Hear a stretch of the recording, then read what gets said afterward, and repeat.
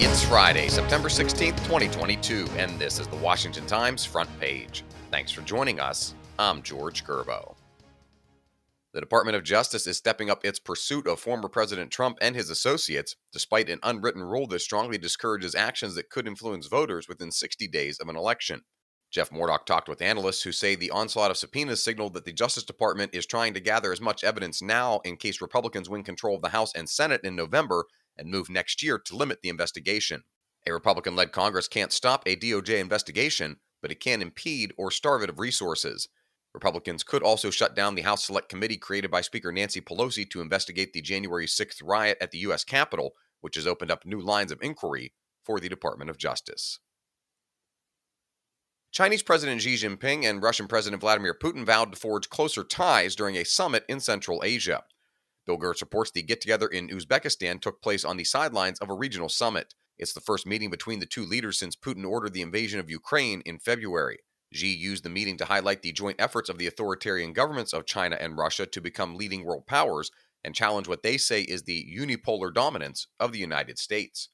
Putin offered thanks to China's balanced position in connection with the Ukraine crisis, but hinted at some daylight between the two countries on the war.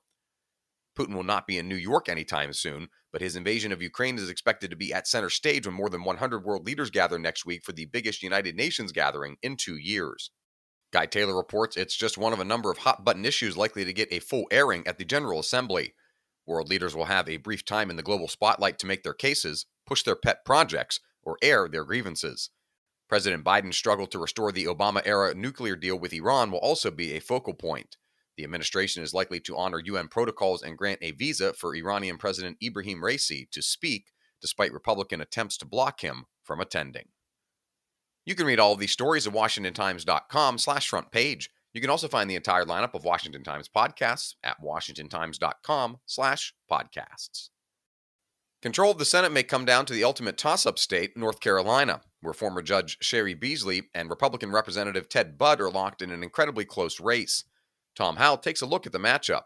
Beasley, a Democrat, is the first black woman to serve as Chief Justice of the North Carolina Supreme Court. Budd, a Republican who's represented the state's 13th congressional district since 2017, has the endorsement of former President Trump.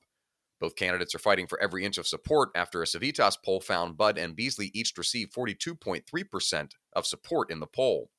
The candidates are vying to replace Republican Senator Richard Burr, who is retiring after 3 terms.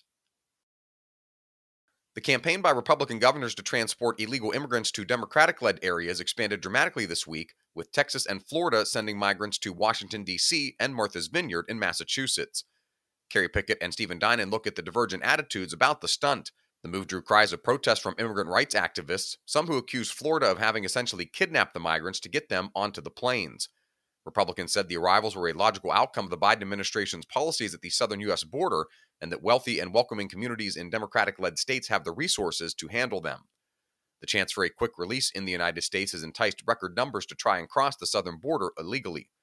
Border states are struggling to deal with the crush of people, and Texas, along with Arizona, have begun campaigns to bus some of the new arrivals to Democratic-led cities. And finally, can you name all 3 branches of the federal government? Sean Salai reports an annual survey of Americans finds the majority of the country can't. Only 47% of the 1,113 adults surveyed by the Annenberg Public Policy Center could name the 3 branches of the federal government. That's down from 56% in last year's survey for Constitution Day, coming up on September 17th. It's the first decline on the question in 6 years. The survey also found sharp declines in the percentages of Americans who could name the 5 freedoms guaranteed in the First Amendment. Oh, and those 3 branches? Executive, legislative, and judicial. Find all of today's front page stories at WashingtonTimes.com/front page or on the Washington Times app, and find us wherever you get your podcast. Just search Washington Times in your favorite podcast app. You can also follow us on Twitter and Instagram at Wash Times for breaking news, sports, commentary, and more. For the Washington Times, I'm George Gerbo.